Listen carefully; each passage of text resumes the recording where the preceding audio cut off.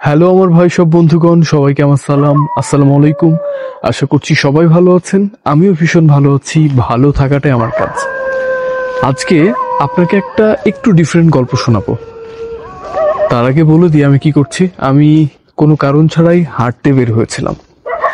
আমি এমন কিছু জায়গায় হাঁটতে বের হই যে জায়গাগুলোতে কেন জানি হুটহাট মানুষ আমাকে দেখে ফেললে বলে যে এই ছেলের মধ্যে কি ভূত আছে, বা এই ছেলের মধ্যে এমন কি আছে। এইরকম কথা অনেকে বলে বসে। তবে হ্যাঁ, যদিও কোনো ভূতনির সাথে আমার প্রেম হয়ে যেত, খুব একটা বেশি খারাপ হতো না। আর কত সিঙ্গেল থাকবো ভাই। ওকে, চলুন কথাটা বলি। এখন যে মানুষটাকে নিয়ে কথা বলবো, এরকম মানুষ প্রত্যেকটা মানুষের জীবনেই থাকা উচিত, বা তাকে আমরা ফলো করতে পারি। হ্যাঁ, আমি যে মানুষটাকে নিয়ে কথা বলবো, মানুষটা হচ্ছে একজন সামান্য মুড়ি বিক্রেতা। সামান্য বললাম কেন? কারণ উনি একজন, মানে উনি ওনার জায়গাটা থেকে উনি নিজেকে খুব সিম্পল দেখানোর চেষ্টা করে, কিন্তু আসলে সিম্পল না। একজন মুড়ি বিক্রেতার দায়িত্বটাও কিন্তু অনেক বড়। ওকে, যাই হোক, আমি আমার মতো কথা বলি।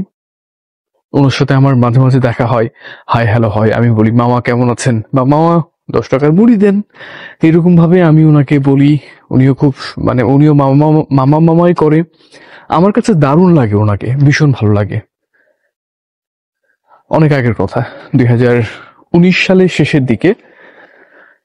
পরিচয়টা অনেকদিন হয়ে যাচ্ছে না, মানে 5-6 বছর অলরেডি হয়ে যাচ্ছে। যাই হোক, ওনার সাথে পরিচয়টা হয়তো বা আরো একটু আগে হতে পারে। এখন আসল গল্পে আসা যাক। 19 সালের শেষের দিকে আমি একটা ছোট্ট বিজনেস দিয়েছিলাম। সে সময় আমি ওনাকে বলেছিলাম যে, মামা আমি একটা বিজনেস দিচ্ছি, আপনি আসবেন, দাওয়াত থাকলেও, বা এসে। তারপরে হঠাৎ করে যখন করোনাটা শুরু হয়ে যায়, তখন কিন্তু সবকিছু বন্ধ হয়ে গেল, লকডাউন শুরু হয়ে গেল। আমার বিজনেসটা আমি গুটিয়ে ফেললাই। ওটা ঠিকভাবে আর হয়ে উঠলো না। কি বিজনেস ছিল সেটা পরে জানাবো। এটা আমার আবার একটা ড্রিম প্রজেক্ট ছিল, সেটা আই হোপ আমি নেক্সটে আবার করতে পারি।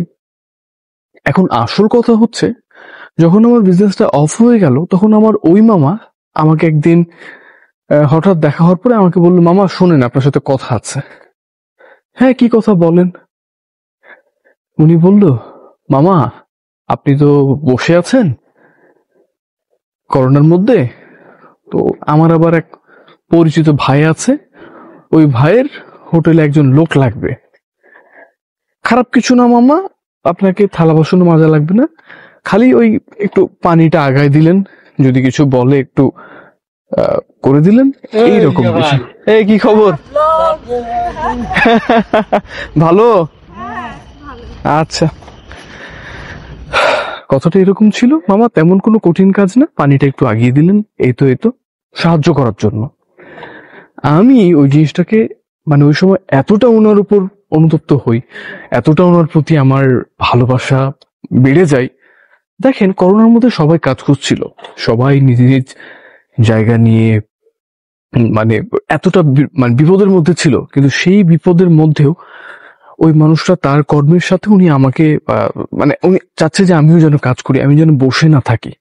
হ্যাঁ, একটা হোটেলে কাজ করা কিন্তু খুব, মানে খারাপ কিছু না, অনেক ভালো কাজ। এমন অনেক মানুষ আছে হয়তোবা ভাবতে পারে যে এটা হোটেলে কাজ করবে, কিন্তু দেখেন, করোনার সময় কিন্তু কেউ কোনো কিছু লজ্জা করেনি। যে যেখানে পেরেছে সে সেখানে কাজ করে গেছে, সে সেখানে খেয়েছে, তাই না? এখন আমার কথা হচ্ছে, ওই যে মানুষটা আমাকে সে কাজ দেওয়ার চেষ্টা করলো, এবং সে কিন্তু আমাকে যথেষ্ট সম্মান দিয়ে কথা বলেছে।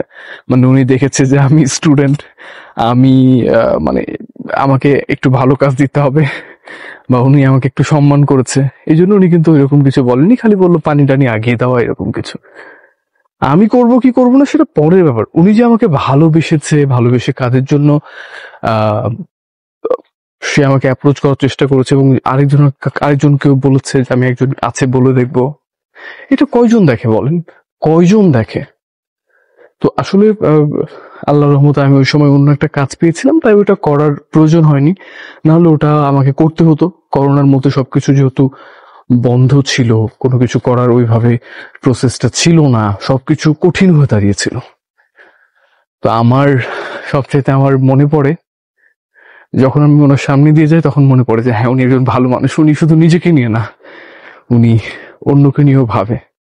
আর ভাববে না কেন বলেন? আমি তো তাকে অনেক সম্মান করি বা আমি তো তাকে অনেক বেশি ভালোবাসি, কেন ভাববে না? আমি ভালোবাসি বলেই সে ভালোবাসে, তো অবশ্যই তার মতো মানুষ আপনি আমি আমরা সবাই হই। এবং শুধু নিজেকে নিয়ে নাই, শুধু নিজেকে নিয়ে না, আরো দু চারজনকে নিয়ে ভাবি সবাই যেন ভালো থাকে। ভালো থাকাটাই হোক আপনার কাজ। টাটা।